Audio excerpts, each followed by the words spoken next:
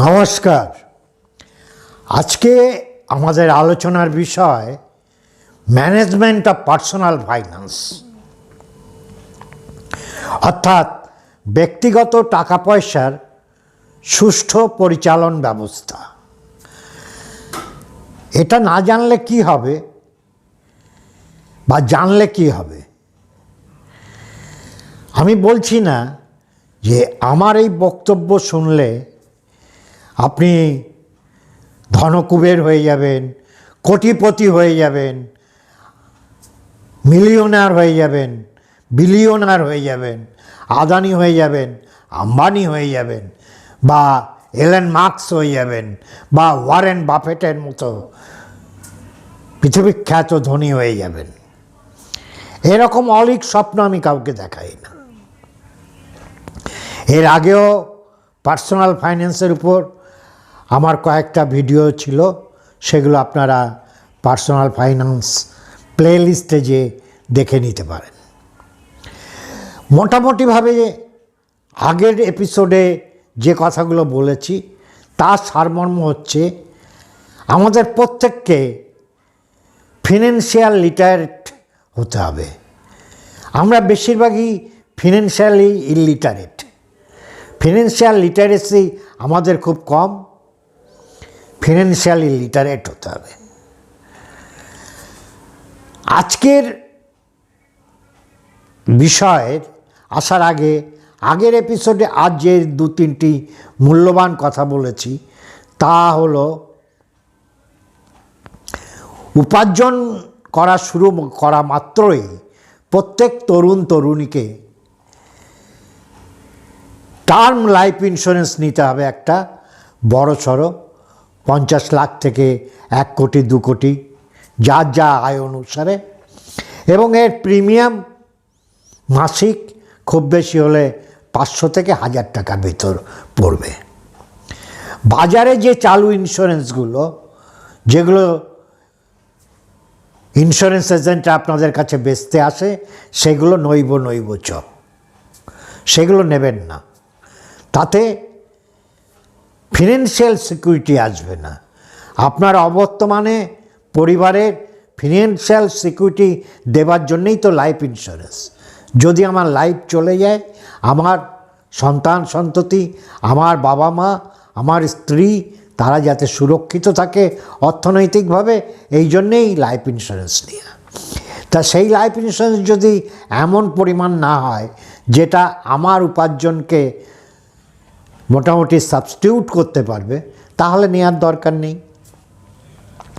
2 নম্বর, চাকরি পাওয়ার পরে দ্বিতীয় কাজটা করতে হবে, সেটা হচ্ছে মেডিকেল ইন্স্যুরেন্স, হেলথ ইন্স্যুরেন্স। তার কারণ আজকাল চিকিৎসা খরচ হসপিটালে প্রচণ্ড বেশি। সাধারণ মানুষের পক্ষে নিজের পয়সায় অ্যাফোর্ড করা সম্ভব না, এবং দুর্ঘটনা, হঠাৎ কোনো মহামারী, অসুখ বিসুখ যে কোনো সময়ই হতে পারে। সেই জন্যে আমার অনুরোধ যে হেলথ ইন্স্যুরেন্সটা অবশ্যই করে নিতে হবে। পুরনো আলোচনা শেষ।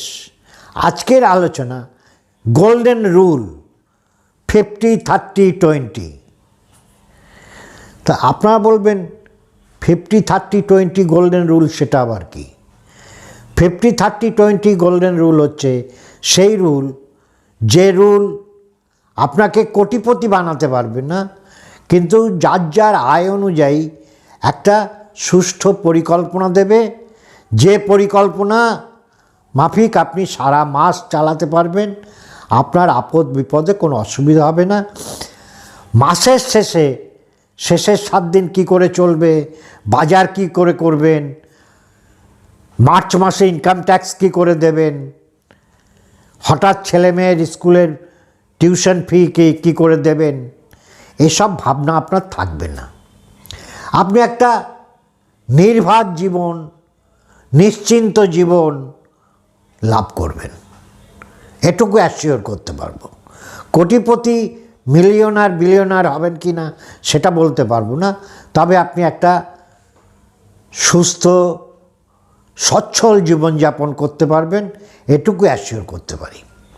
তাহলে আমরা ফিরে আসি 50, 30, 20 এ হঠাৎ কি এমন আছে এতে? 50, 30, 20 আলোচনা করার আগে, এই গোল্ডেন রুল আলোচনা করার আগে আমাদের ধরে নিতে হবে যে আমার মাসিক আয় কত।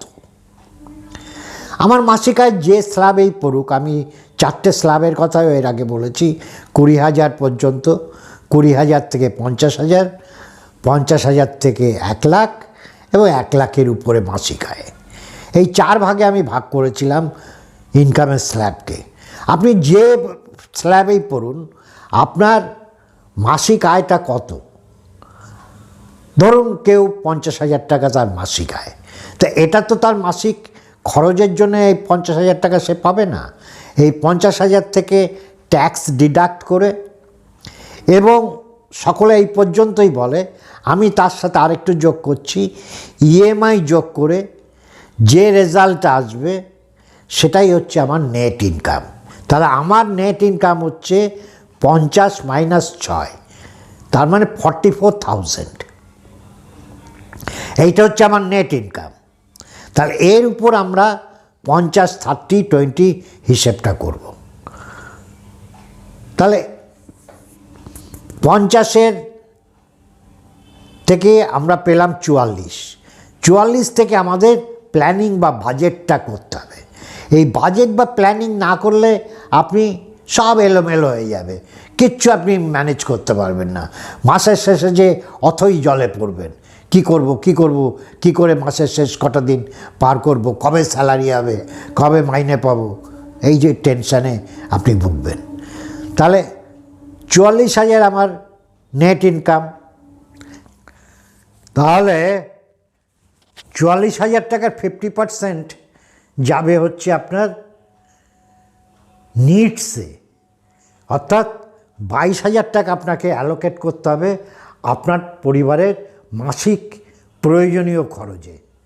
এখন প্রশ্ন, মাসিক প্রয়োজনীয় খরচ মানে যেগুলো এসেনশিয়াল, বেসিক নিডস, মানুষের বেঁচে থাকার জন্য আপনার যে খরচগুলো করতেই হবে, অর্থাৎ আপনাকে 8-10টা এনভ্যাপ নিতে হবে, প্লাস্টিক হোক, কাগজের হোক, খাম।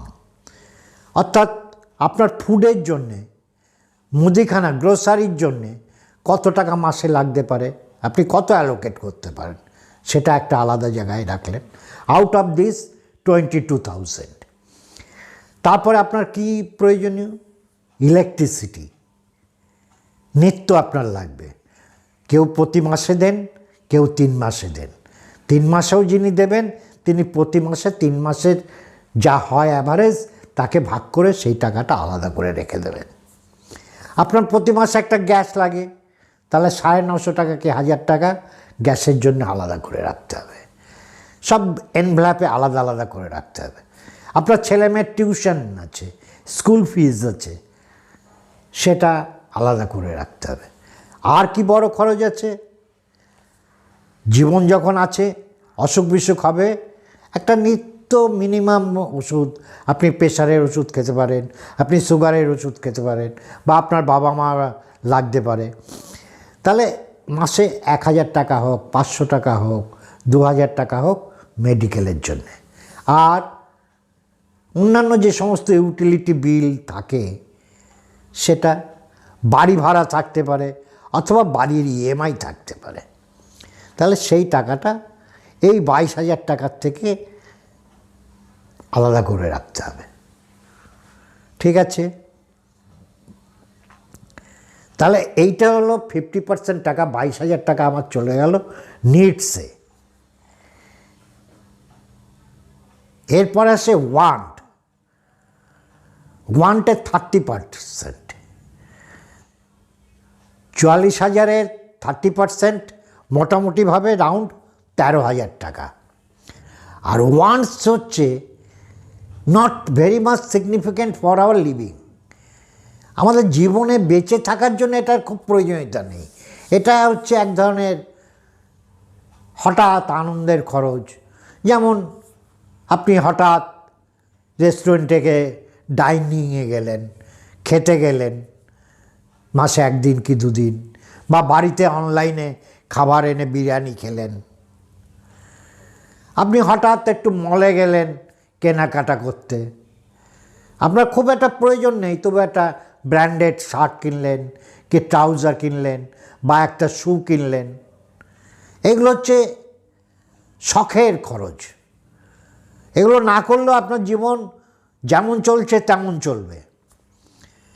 আপনি একটু হঠাৎ আউটিংয়ে গেলেন, পরপর 3 দিন ছুটি পেলেন, দীঘায় ঘুরতে গেলেন, না গেলেও কেউ কিছু বলবে না, আপনার কোনো অসুবিধা হবে না। তাহলে আমরা এই 13,000 খরচ করছি আমাদের বিভিন্ন হবি, নানা রকম শখে খরচ করছি। এটা হচ্ছে ওয়ান্টস, নট নিড। নিড হচ্ছে বেঁচে থাকার জন্য দরকার, ওয়ান্টসটা হচ্ছে আমার জীবনে বেঁচে থাকার জন্য এটা অপরিহার্য না, এটা হচ্ছে অতিরিক্ত। তাহলে আমরা তার জন্য টাকা আলাদা করলাম। তাহলে 50% থেকে 50% নিডসে গেল, 30% ওয়ান্টসে গেল, আর থাকলো 20%। এই 20% আমরা কিসে খরচ করব? এইটা হচ্ছে আমাদের সেভিংস, আমাদের ফিউচার, আমাদের এমার্জেন্সি। আমরা বলছি, বিশেষজ্ঞরা বলছেন যে আমার অন্তত 6 থেকে 12 মাসের মান্থলি খরচটা লিকুইড ফর্মে আমার সঞ্চিত থাকা দরকার। তাহলে আপনার মাসে ধরে নিন ট্যাক্স ফ্যাক্স সমেতই 50,000 টাকা আয়, যখন 50,000 টাকা টোটাল খরচ ধরে নিলাম গ্রসলি, তাহলে 6 মাসের হলে 3 লাখ টাকা, 12 মাসের হলে 6 লাখ টাকা।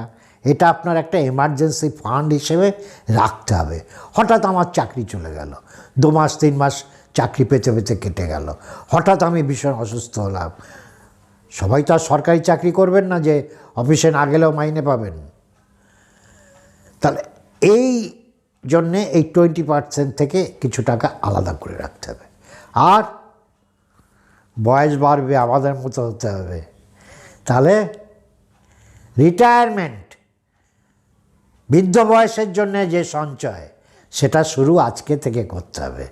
যেদিন থেকে আপনি যে অর্থ উপার্জন করছেন সেদিন থেকেই এই ব্যবস্থাটা করতে হবে, যাতে আমার যখন 60-70 হবে, আমি যখন কর্মক্ষম থাকব না, তখন আমি আজকেও যে স্ট্যান্ডার্ড অফ লিভিং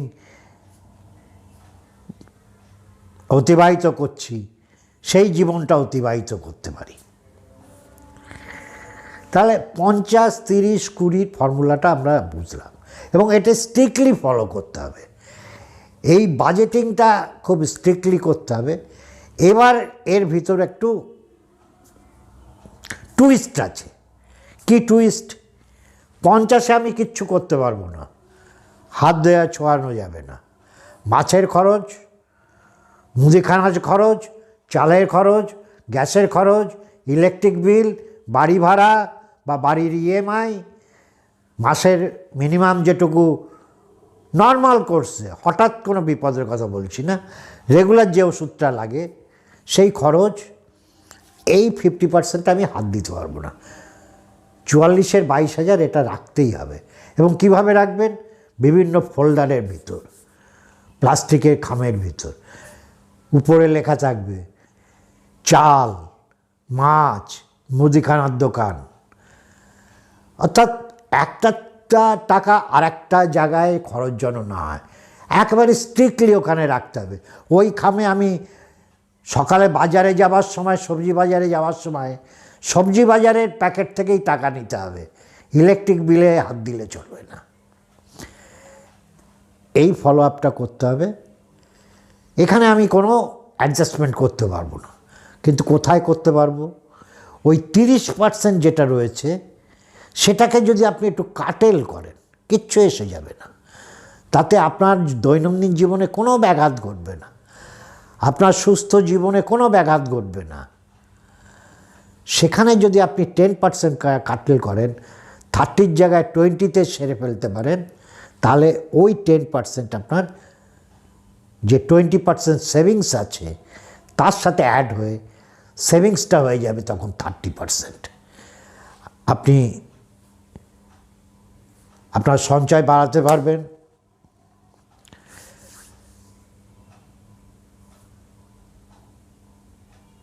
আপনার ভবিষ্যৎ উজ্জ্বল হবে। আজকে আর এই বিষয়ে আমি দীর্ঘ করব না। আমার বিভিন্ন ডায়াগ্রামে আপনারা এগুলো দেখতে পাবেন। তবে আবারও বলছি, এইটাই যদি আপনি বাস্তবে রূপায়ণ করতে পারেন, যেদিন থেকে আপনি চাকরি শুরু করলেন, তাহলে কিন্তু আপনি একটা ফিনান্সিয়াল ডিসিপ্লিনের ভিতর চলে আসবেন। আপনার আগামী দিন সুখের হবে, সমৃদ্ধ হবে।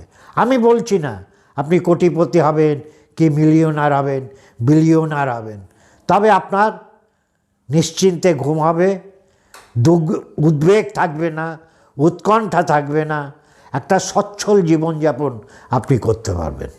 Thank you.